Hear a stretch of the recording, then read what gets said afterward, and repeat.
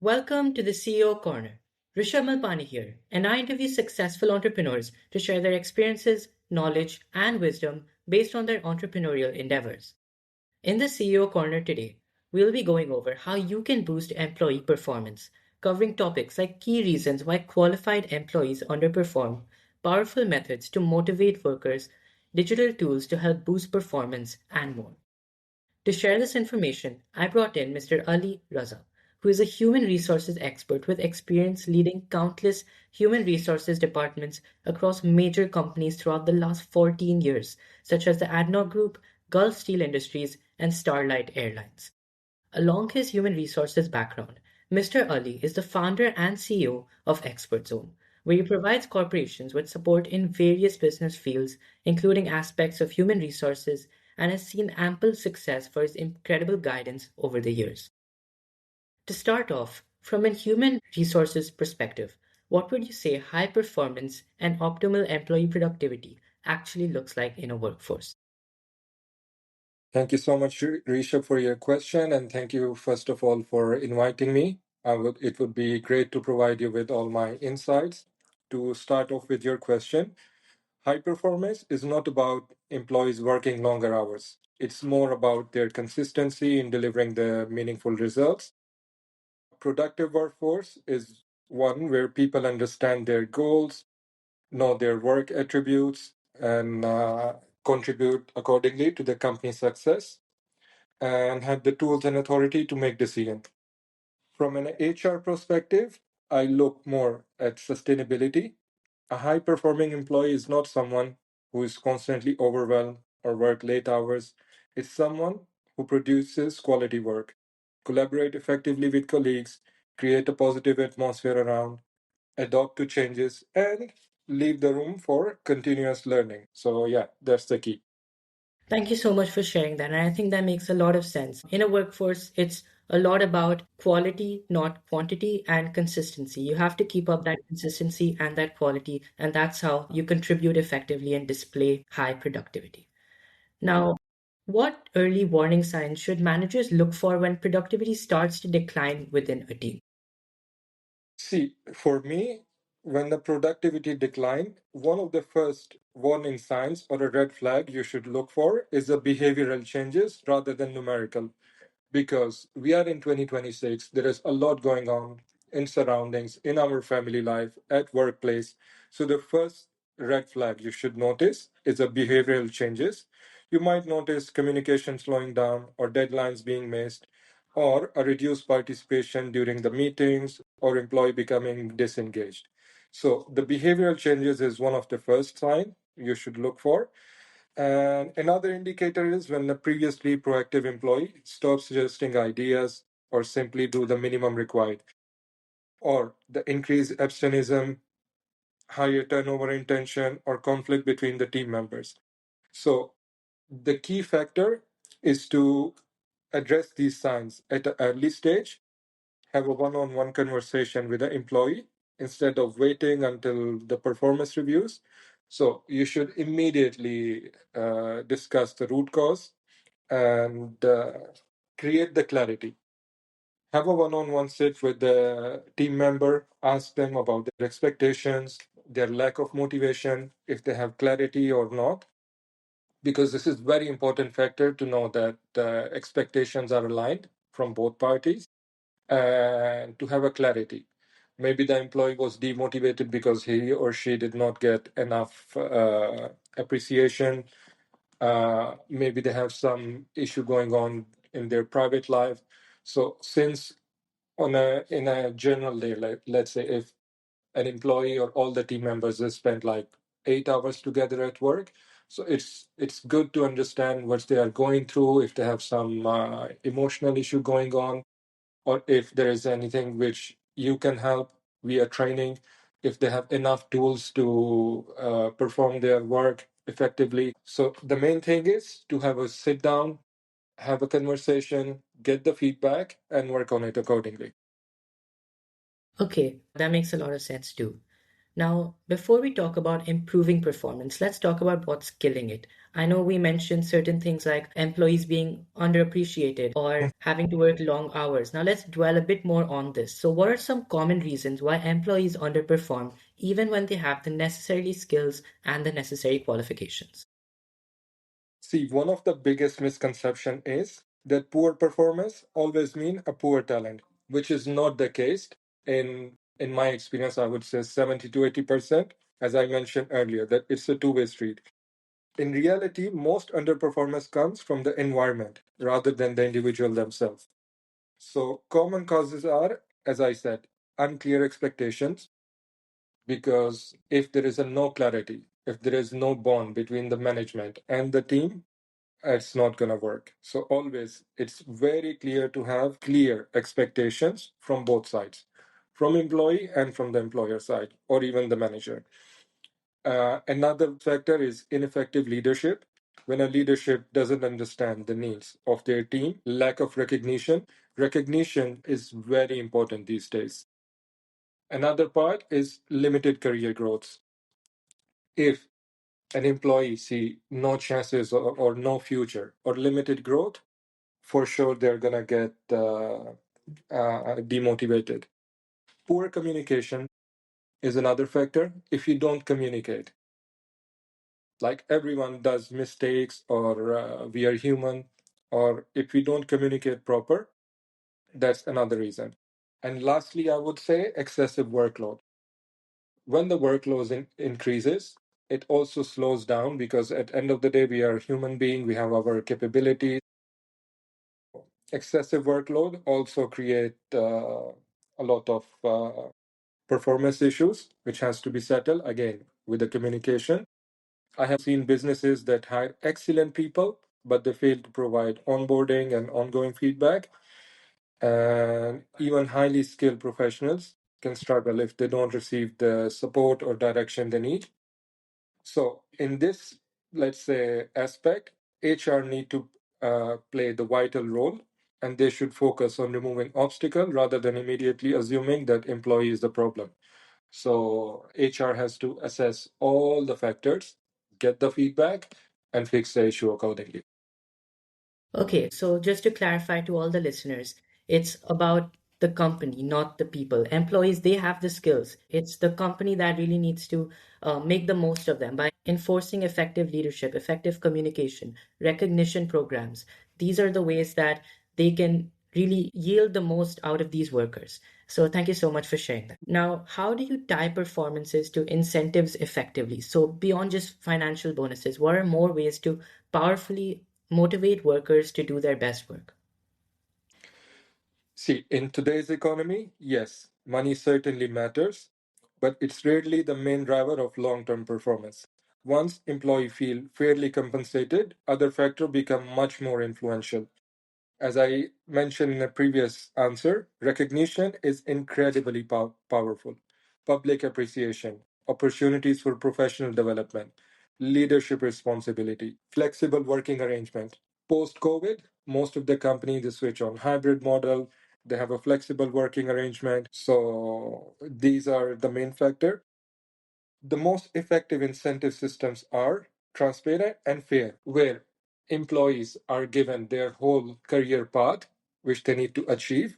An employee should clearly understand what is expected, how performance is measured, and how rewards are earned. It has to be a clear career path for each employee, in which they can see where they're going to be after 1 year or after 2 years, how much their incentives will be, what they will be earning in terms of bonus if they achieve their goals, what will be the system. So all these things has to be clearly defined by HR in a proper HR manual. So each employee, they knows. If it's a sales team, they should know their incentives in detail. And when people believe that the process and objective is achievable, motivation naturally increases. Have you felt that obviously now investing more in awarding recognition, career programs, further professional opportunities to these different workers would result in monetary expenses for a company? So, from your experience in working in these top tier companies, have you felt that it's generally worth taking these different measures in terms of the results you get from employee productivity?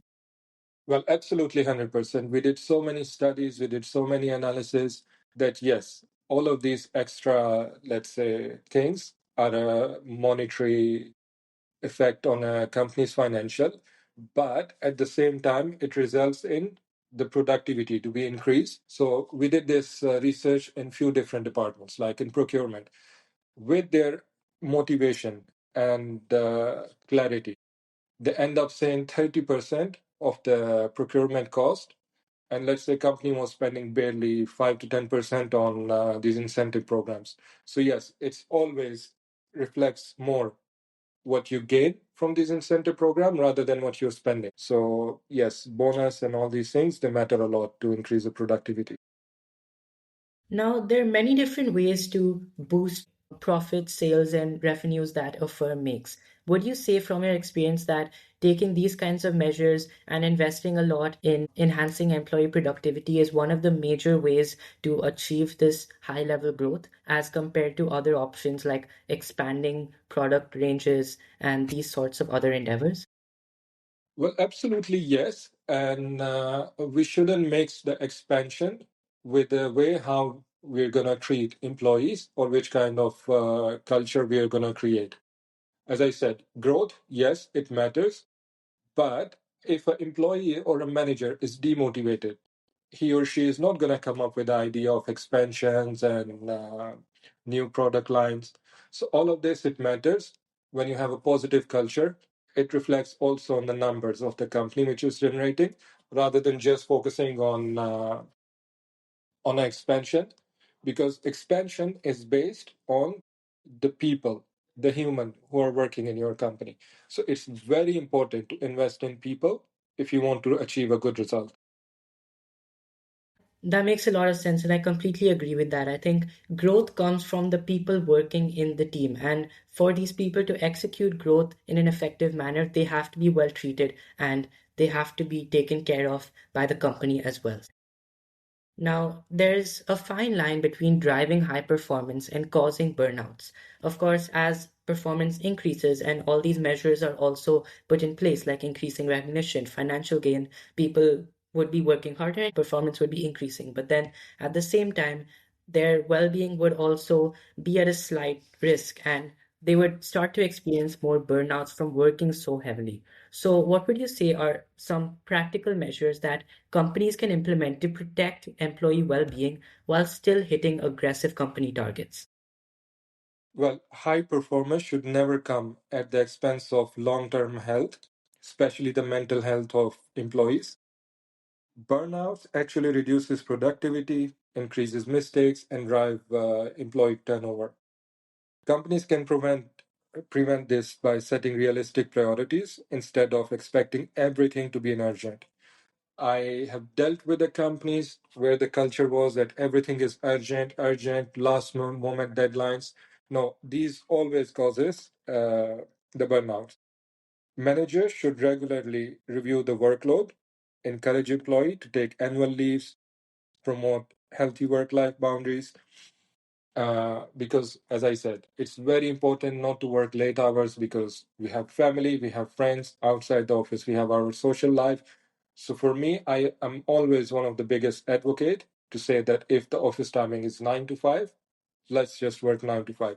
Other than some exceptions that may arise, but not every day. Another important practice is focusing on the outcome rather than the hours work.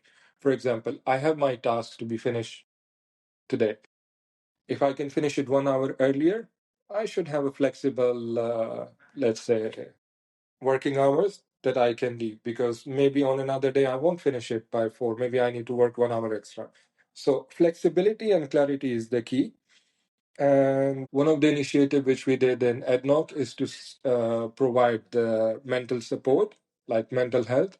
So we had in-house therapists. If any team member was not feeling well about emotionally or what's happening in life or at work, they had a free access to seek a therapist, and which again creates a lot of positive environment around. We are doing different initiatives like IV drips. because now it's summer, so we are arranging different IV drips to boost immunity. When the flu season starts, we were arranging flu shots. So small factor, which doesn't cause a lot of burden on a company, but the team members see it in a way that the whole atmosphere around is positive. So yeah. Okay, thank you for that. Now, as we progress to a more digital world, technology becomes a larger part of business operations. So, what are some of the key digital resources that companies could leverage to enhance worker productivity? Well, absolutely. We are in 2026. AI is taking over everything, and it's a win-win for employer and the employee. So technology should eliminate repetitive tasks and allow employees to focus on higher value work.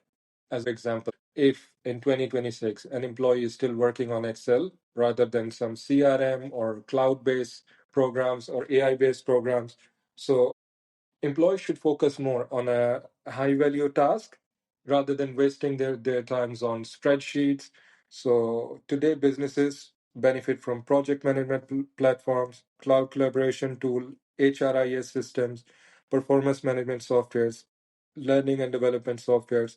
So there is plenty of softwares which can be even combined like in one CRM that can help employees. And at the same time, rather than having 20 meetings and wasting people's time, you can get all the reports from one platform.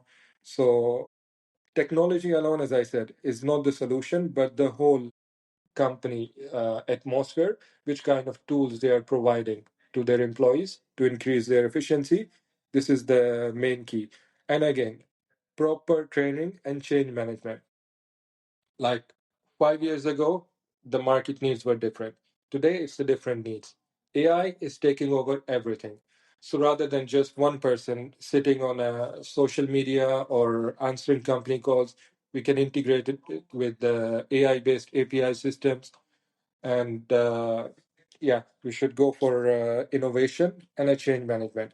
And sometime you feel the challenge that when team members they are not so open with the change or adaptability of new softwares.